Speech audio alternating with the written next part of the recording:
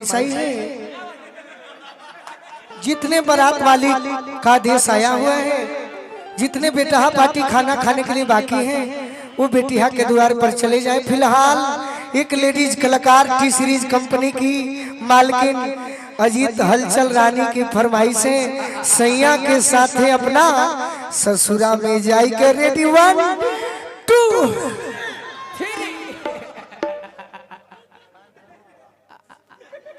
देरी क्या अति सुंदर कन्या रानी जूली का नाच की मालकिन अजीत रानी और ओरिजिनल रानी अजीत रानी बारात मालिक का आदेश है। अरविंद सिंह अभियंता जी का फरमाइश आया है सैया के साथ अपना ससुरा में जाई के।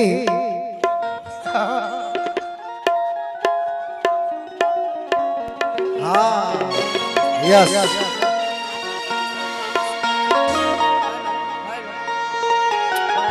ये हमारा भोला बाबा का देश बा। भोला बाबा का बात रौरे खाते का होता नहीं खे पैसा नहीं खे तब हमरा के काहे के जवाब होता है हर जवाब ही दिए हेलो पैसा नहीं खे तब हमरा के मत कमाए ए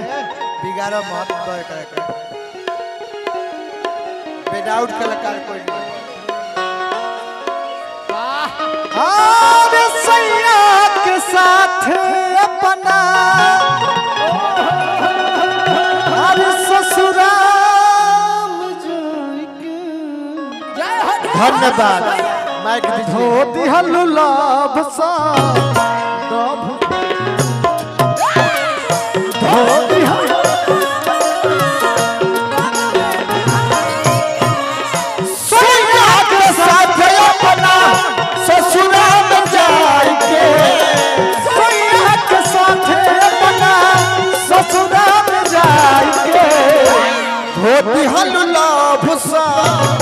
डब से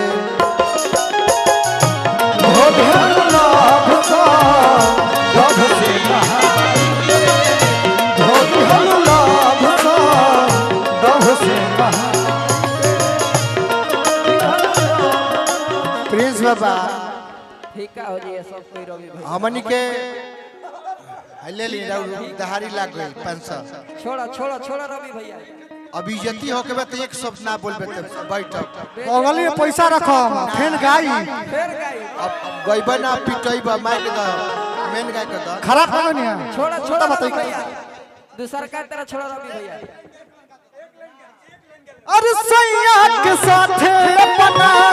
ससुरा में जाई के सैया के साथ अपना ससुरा में जाई धोती हल्लू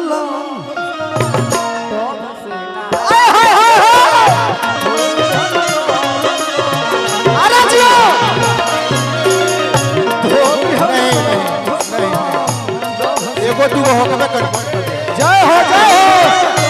गीत संगीत समापन माल काम हो जा बहुत आगे जइबो बोलू तो माइक ला अब भोला बाबा गाई रवि भैया केहू ना जाए एगो तू वही बंद कर दिया शुरुआत हमरा प्रभाकर बाबा से भइल ह त डांसर के संगे गीत हम सुनो ना आई दादा डांसर के संग गीत सुन अब रउआ बुझी कैसे गाए।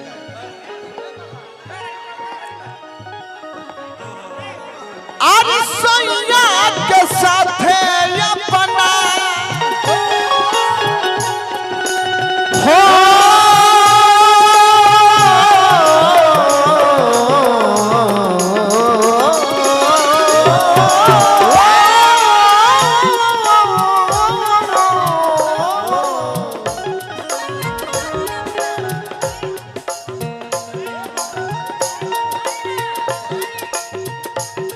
आप सिर्फ लिपसिंग कीजिए लिपसिंग कीजिए बाबा हमने के मुआई मत हजारों हजार रुपया पुरस्कार हमारा भोला बाबा हमरो के आशीर्वाद देता नहीं सही बात सैया के साथ अपना ससुरा में जाई के सैया के साथ अपना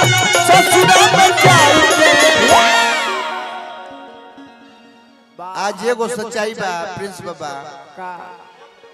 बेटा के शादी के कितना खुशी होला। हाँ जी अब हमार बेटा कहिया सियान होई, कहिया ओकर बियाह होई 20 बरिस के बाद,